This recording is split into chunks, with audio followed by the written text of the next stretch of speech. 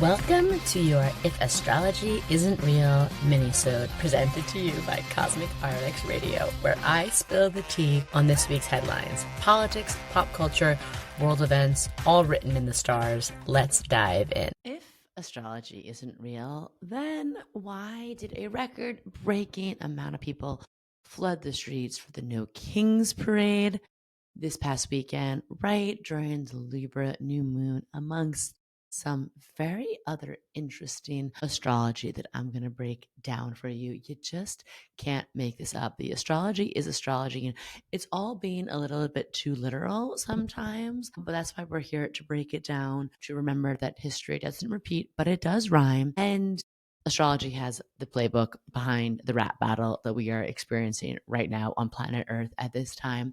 And welcome. If you're new here, I'm Madi Murphy, your high vibe hype woman, your cosmic consultant. And this is a mini bonus podcast we do in addition to our regular weekly energy report, where I break down the astrology for you and what it means for the week ahead. This is more of a look back. What happened in this past week in the headlines, in the planetary level, in the pop culture level, on the political level, and how can we either just have fun yapping about it and the astrological meaning, the mystical metaphor behind everything, but also how can we also get some cosmic context so we can understand WTF is happening, maybe there is a divine plan, and maybe we can even get, I don't know, some guidance, inspiration, or hope core out of this all. Okay, so we're going to be covering a few things this week. We're going to be talking about the No Kings Parade, a little recap on that. We're going to be talking about the Louvre jewelry heist. I'm sorry, why was that kind of weirdly romantic? Because Libra season, that's why. We'll get into it. And I'm going to be just reflecting on two charts of people that I would consider to be the cosmic changemaker, the revolutionary, the cosmic zone leaders that we need right now. And listen up if you have Mars in a water sign, if you have Mars in Cancer, in Pisces, if you have Mars in Scorpio, this is, I think, something to learn from them. And I will, of course, be doing a little theory corner, a little planetary prediction, just for funsies, I guess. LOL, if we can call it that. So, like I said, you really can't make this up, okay? We had the second of the No Kings Parades, right? It's a movement. I believe it's created by the 50150C organization, but it's an organized movement, right, in response to Trump acting like he is the monarch that no one wanted or elected. And this is the second March of this. This one happened. I'm like, did they plan this? Did they have an astrologer? I love this for them. It was during the Libra new moon weekend, and not just during that Libra lunation, which we know Libra is the sign of justice, balance. In my book, I call Libra the sign of we can create harmony. But it was also happened just days after Pluto stationed direct in Aquarius for the first time in our lifetime. This doesn't even feel like, coincidence. This feels like cosmic choreography, and I love it. And we know that, Aquarius, the opposite sign of Aquarius is Leo. Leo is quite literally, the monarch, the ruler. And so very interesting. Pluto and Aquarius, we've been talking about, we've seen disruptions in Hollywood. We've seen disruptions around not just Aquarius things, but the opposite sign, Leo. So Pluto going direct and saying we the people. There was literally signs and costumes and role playing that was nodding to the Revolutionary War, to the French Revolution. And it's Aquarius, Pluto and Aquarius, this is revolutionary times. We've been talking about it for a minute, but now it's been real, right? And the Aquarius key in my book is the future is ours. And I thought so much about the cosmic zone keys this weekend, because we have Libra new moon weekend, we can create harmony, right? That was it in the streets. And everyone, like I said a few weeks ago, everyone has their own note. Everyone has their own beautiful music to bring, so we can create harmony. And showing up with your voice and your expression is so key. And it was so cool to watch people show up, and in truly a very Libra season signature, it was peaceful. It was the biggest protest turnout in U.S. history, and no arrests record, nothing on the record about, violence from the crowds. That's pretty amazing. I mean, I don't know about you. I went to a state school, and just the violence that would break out when we won like a national tournament was just kind of like par for the course. So really shout out to everyone who gathered in the streets or did the energetic work at home. That was really cool. The other thing that we saw, again, Pluto and Aquarius, the future is ours. It felt like it was just everyone saying like, it's time to rebalance power, and people are starting to catch on more and more. And, Aquarius is the sign of people, innovation, rebellion, getting to the streets, we the people. Aquarius is also the sign of like ancient technology being brought into the future and ancient wisdom. And I have been really happy to hear people talk about like the balance that we need right now of activism in the streets, grassroots organizing, mobilizing, mutual aid, and also tending to our nervous systems and women's work and circle work and working with the moon and our nervous system and breath work. Because like, honestly, like showing up regulated and aligned is part of this revolution. And it felt like a spell. Like that day felt like a spell being woven out. And that was also because, Mercury and Mars were in Scorpio and in the cosmic zone. I just reference the keys because it helps me understand like the archetypal energy and what we are unlocking when we tap into this planetary power. And the astrological activation under the Mercury, Mars, and Scorpio brought me to tears because Mercury and Mars says, I will not be shamed in Scorpio. Like Scorpio says, I will not be shamed. And that day I was also thinking, Scorpio also says, I will not be tamed. I will not be, muted. I will not be silenced. I will not just be okay while watching the blatant misuse and abuse of power. Scorpio is ruled in the traditional rulership by Mars, planet of action, warrior god planet. And Mars takes it to the streets literally. And then in some traditions, in the more modern traditions, Scorpio is ruled by Pluto. And again, Pluto is here to disrupt. Pluto is lord of the underworld. Pluto reveals what is rotten underneath the surface, and it's like, let's look at it, let's tear it down to build it up again. Interestingly too, the sun was in its fall in Libra. And the only thing that could be interesting to me is like the sun in some traditions can represent the leader or the monarch. And so like the sun in Libra is like, there is no monarch, it is us, right? Like we rule each other, we take care of each other, we protect each other. And so the sun symbolizing kings and leaders really being challenged, humbled. And of course, in this relationship with Pluto, felt like a big moment, but also big moments. Everything is like a pinball machine right now. And that brought us to, I think, one of the most visual symbols that we will look back on in history books of this time, and also of the Pluto and Aquarius, the French Revolution of it all, the crumbling of, the shadow energy that this country was built on. When we saw days later, in classic narcissist response, classic narcissist temper tantrum energy, Trump did what he absolutely promised in a bold-faced lie that he would not do, which was taking an excavator and tearing up, I believe it was the East Wing of the White House. Of course, the East Wing is also where traditionally the First Lady's offices are. I just can't help but laugh because it's so literal. I'm like, oh, the part of the White House where women were allowed to like hang out and make meaning and have impact. It was the part you literally ripped down to build your gaudy ass ballroom. It's just so on the nose with French Revolution energy, right? Let them eat cake. We don't have money to feed the poor, but we have the money to start wars in our own country, to have war in our own streets. Another reaction from this week, New York being a blue city was definitely one of the biggest turnouts, or a strong turnout. And we have this really big election coming up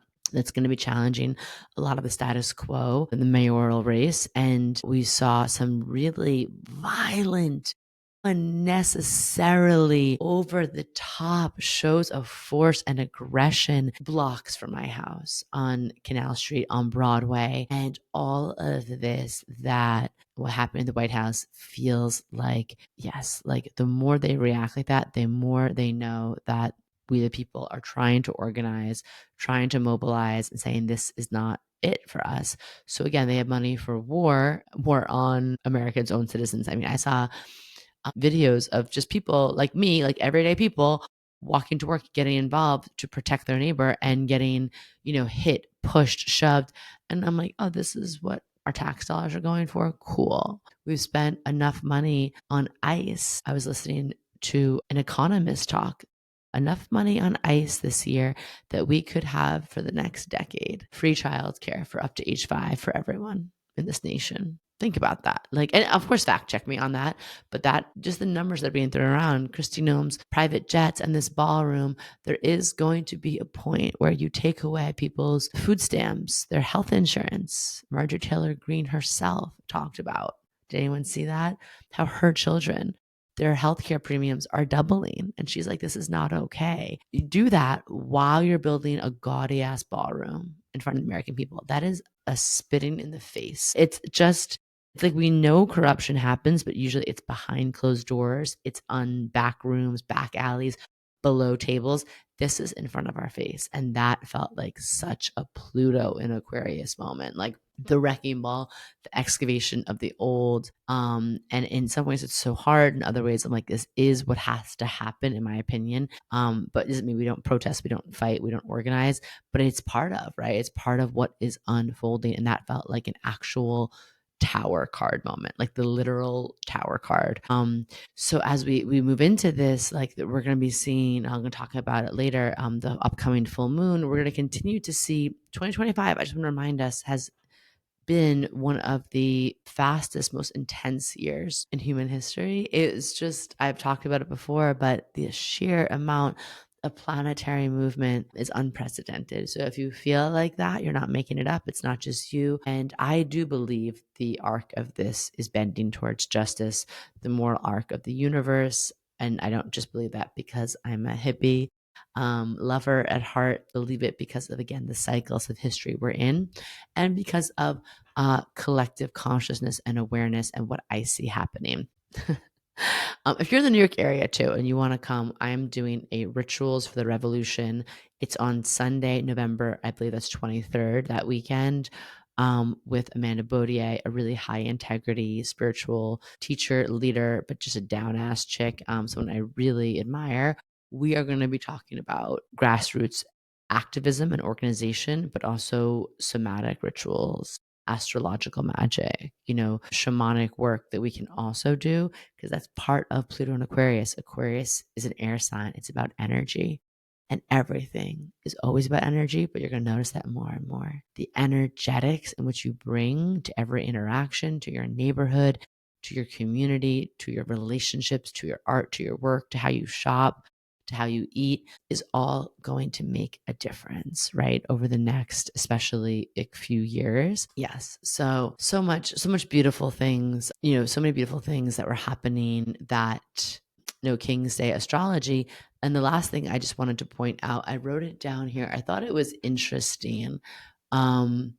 That Trump was inaugurated with a Sun-Pluto conjunction. And I'm being like, ugh, yikes, that's kind of intense. Sun in Aquarius conjunct Pluto in Aquarius. So then the day of the protest, the Sun had a closing square to Pluto while Pluto stationed direct. And it just felt like such a natural consequence to what was being activated during the inauguration, what's been happening in this administration since then, and really shining a light, right, on this, again, plutonic energy below the surface. And I thought that was beautiful. And we're going to have more Pluto action coming up in November and December. And I'll give you a scoop on that in a moment. But let's shift gears. Okay, let's shift gears into, what am I taking my notes here? Into the Louvre, a little pop culture moment. This is pop culture. It kind of is. The Louvre heist. Why did this feel so romantic? And also, we always know, these jewels in the Louvre, who do they really belong to? Where do they come from? But if you missed it, there was an actual thriller movie moment in Paris this week. Thieves used power tools and scooters. It was all very analog. I think that's also what made my heart feel like, oh, simpler times. This wasn't some AI chat bot hacking the mainframe, wireframe. This was just a ragtag crew of people coming together. It was like Ocean's 11, being like, let's get off with these priceless jewels in broad daylight. Even the astrology of it is so interesting. I think the head of the Louvre stepped down. They said, interestingly, some of the alarm system wasn't working leading up to it. Mercury is in its shadow right now, and Mercury is quite literally the planet that connects us to like the god of thieves, some people call Mercury, when it joined forces with Scorpio, Mars and Scorpio this week. Mars is kind of like the bold warrior, a little brazen, right? And that Scorpio is like, we're doing something kind of stealth mode. And it was just before the new moon in Libra, this very Venusian time. And Venus is, rules all things beauty, jewels. And I did the chart for the actual, like I said, they came in at 9:30 a.m. in Paris time, which was a Scorpio ascendant. So it was like Mercury, Mars, and Scorpio all rising, and some kind of signature of like stealth, intelligence, meticulous action, surgical precision, and kind of like an almost like, oh, fuck, wow, fuck, like sense of willpower or force or like brazenness, because like I would be like shitting my pants. Like, can we just talk about that? I would never be able to pull this off, even if I wanted to. But yeah, Mercury and Scorpio, Mars and Scorpio. Mercury can think in like very interesting layers, work and plan invisibly, move through the shadows. I think about that Catherine Zeta-Jones movie from back in the day with Sean Connery, when she's like moving through the lasers. And Mars and Scorpio can do the same thing and act very, very controlled, very intensely. And there's such like an astrological allegory in all of this. And I thought it was kind of cool that like it felt like sort of this emblematic representation of this mystical mischief in the air with this astrology, with all of this Scorpio, with all this Venus, Libra energy. And also, it felt a little like Pluto and Aquarius, just because, like, defying and this invisible gesture, denying some sort of like the visible power, right, of these institutions, these museums. I'm looking up what jewels were stolen. 8 items were taken, and it says diadems, a jeweled headband, ooh la la la, necklaces, earrings, and brooches, all from the 19th century, and once belonged to French royalty or imperial rulers. Wife of Napoleon, an empress, Queen Marie Amelie. And, this is again, there is something astrological about this, right? Pluto in Aquarius, like disrupting something around this like sense of royalty or regal energy, or again, like that is for the royalty. And while the people, especially in France, is also going through a lot of Pluto return, going through a lot of disruption, a lot of dissatisfaction with the government, with bureaucracy. So it felt interesting. And also at the time of this robbery, the chart has a Leo midheaven. And I thought it was kind of interesting because like the Leo midheaven, like this caught the world stage. There was something, again, almost like romanticized Hollywood about it. Again, Leo connects to royalty. And very interesting, there's an asteroid on the midheaven called Apollon. And I guess Apollon is the name of the hall where the theft occurred. If astrology isn't real, like you just can't make this up. So the theft unfolded in the heart of beauty, right? On the eve of this Libra new moon, all ruled by grace, inside Apollo's own temple, while Apollo the asteroid was lighting up the most public part of this chart. So the sky is mirroring such a scene, right? And it is sort of feels like, again, this protection of what's ancestral, cultural, beloved. But Pluto and Aquarius is this disruption, right? There is something happening. There is revolution. And like, I'm curious, if you're watching this on YouTube, let me know your thoughts. That some people are outraged. Some people thought it was adorable and cute.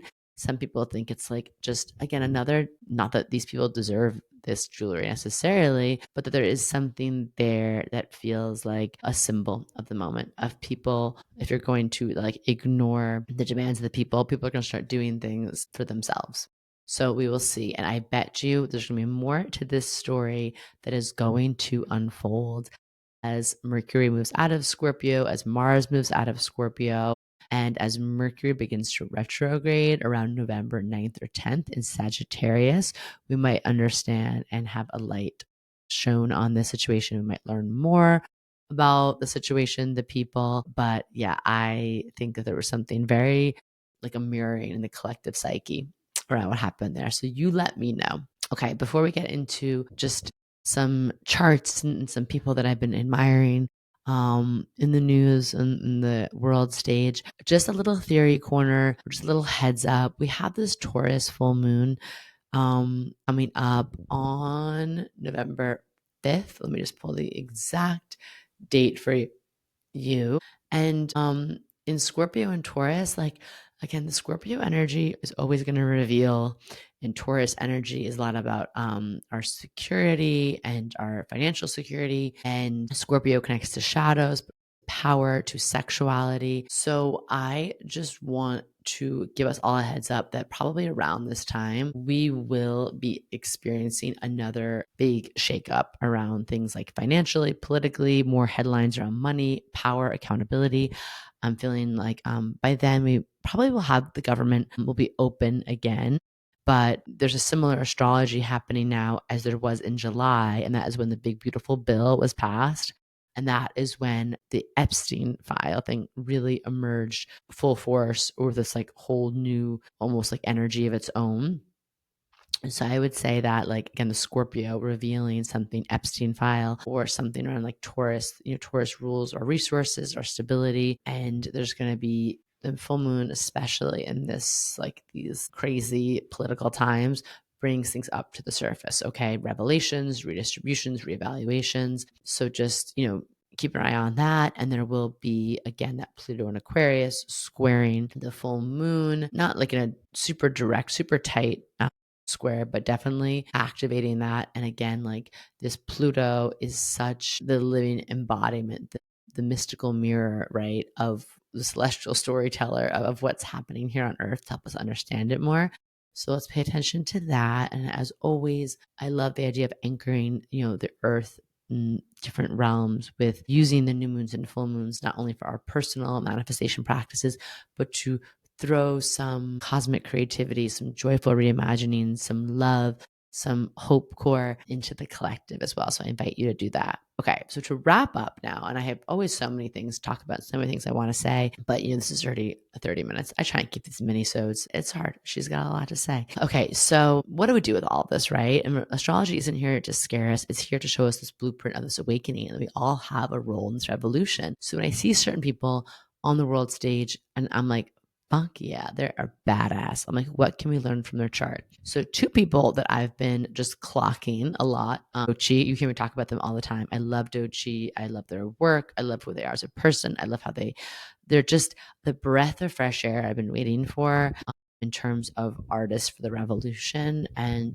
everything from their speeches at award shows to how they carry themselves to even I saw Dochi doing one of those like, what's in my bag? Vogue kind of like whatever those things are. And she was like, okay, or they were like, this product, and this is like this Audre Lorde book. And I was like, that's so hot. Like, that's so hot. Like, more of this. And the other person is Renee Rapp. And I love Renee Rapp. I think I originally found her on show Secret Life of College Girls. But since then, I feel like she's really exploded, come into her own as a queer artist, really, actress, an artist, and just saying whatever the F she wants. There's something so refreshing about her. Like everything from politically how she shows up, but to just like, I watched this like chaotic get ready with me with her, and it was so relatable of like, she's like, I don't know what this lipstick is. This lip liner's broken. Well, what am I doing? And I was like, I love this. Like, it was so refreshing. It's so raw. It's so real. So in general, both of these humans have so much going for them. And one of those things is just being raw, being real, being authentically themselves, which is something we hear so much. It can be so cliche, but being authentically you is just like truly tuning in with what feels real to you and not wasting precious energy on masking yourself, on pretending to be something you're not, on dimming a part of yourself, on toning down your too muchness, right? Or trying to play by the rules of someone else's game for some made up sense of external validation. Because as we're learning, none of that matters. None of that means anything, especially looking for validation from people you don't even respect, from institutions you don't even respect, right? And Nay and Doechii hold to me, a new archetype of power. Emotional, magnetic, artistic, unstoppable, revolutionary, formative. And this reminder that power in its truest sense is not here to dominate, right? It's like a magnet. It helps us flow better. It's like seductive and sexy. It helps us heal. And the revolution, it's not just about burning it all down. It's also about building something better. And I noticed in both of their charts, there were so many things that were fun about them. But one of the big things I noticed, and I just wanted to call this out because I got a lot of questions on this. I had an event this week and I got a question on this very thing, is Renee has, Cap Sun, Pisces Moon. We love that. Venus and Sag, but her Mars is in Pisces. So her Mars is in a water sign. Dochi has a ton of fire. It's like Leo Sun, Leo Rising, Mercury, Venus, Leo, Taurus Moon, and Dochi's Mars is in Cancer. So in both of these cosmic baddies, bad bitches with good hearts, I'm like, oh, they both have water Mars signs. And this is a question I get a lot from people is, how do I work with my water Mars? Like, Mars is a linear, forward moving, hot planet, right? It wants to be direct, it wants to take action. And in the water signs, there's a fluidity. It's actually usually not direct. It's like, how do you have like a rocket missile, but like shoots out water? Where does it go? How do we understand that? But water is really powerful, right? Water, the ocean is really powerful. Fire hoses are really powerful. Power washers are really powerful. So there is power in that. But what it is like that water energy has to have things emotionally on 100, like being really real with your feelings, with the vibe, with energy. And Mars in water signs, Mars in the Cancer and Scorpio and Pisces need to be fueled by emotions, emotional truth about doing the things that matter to them, right? Acting on their empathy, on compassion, acting on the heart energy. And it actually makes for really great art because it's compelling. It comes from a place of conviction. It's magnetic. It's real. So again, I just invite you, if you have a Mars and water sign, watch the two of these artists and see what you can really learn from them. There's something very interesting. And again, it might not be that direct, obvious Mars, like a Mars in Aries or, whatever, I don't know, other Mars in Capricorn or something, but like, the energy of a Mars and water sign has the ability to really transform, to be motivated by emotional depth and transformation and truth. And we really need that. Okay. And as we move further into what I've been calling like the world of AI slopaganda, where everything is like optimized and ChatGPT and artificial intelligence, it's like the true AI is in your astrological intelligence, isn't understanding your authenticity, is how to connect on a human level, because we're all going to be needing that, craving that, wanting that more and more. Okay. So that's where I'm going to leave you for today. If you're watching this on YouTube, let me know in the comments how you feel about some things I shared, if there's anything you want me to dig into next. And I'll just leave you with, if astrology isn't real, then why are the cosmos just dropping these planetary receipts nonstop? I am just here to keep picking them up and interpreting them from me to you, so we can hopefully all stay a little bit in the place of feeling grounded and feeling regulated and excited for our role in this revolution. Until next time, I'll see you in 2 weeks on If Astrology Isn't Real. Do you love getting your Cosmic RX for the week here and want more? Make sure to sign up for our premium subscription so you can get exclusive access to bonus podcast episodes, all of my astrology info for the month ahead, and live new and full moon calls to help you manifest your dream life with an intentional international community of other cosmic baddies. Sign up through our link in show notes. Thank you so much for listening to this episode. If you want to know more about CosmicRx, head on over to thecosmicrx.com. And if you really love this show, I'd love it if you left a rating and review on Apple Podcasts or wherever you listen to podcasts. I super love hearing from you and reading your reviews. All right, you cosmic baddie, tune in next week. And until then, remember, love yourself fully, work your magic, and take no shit.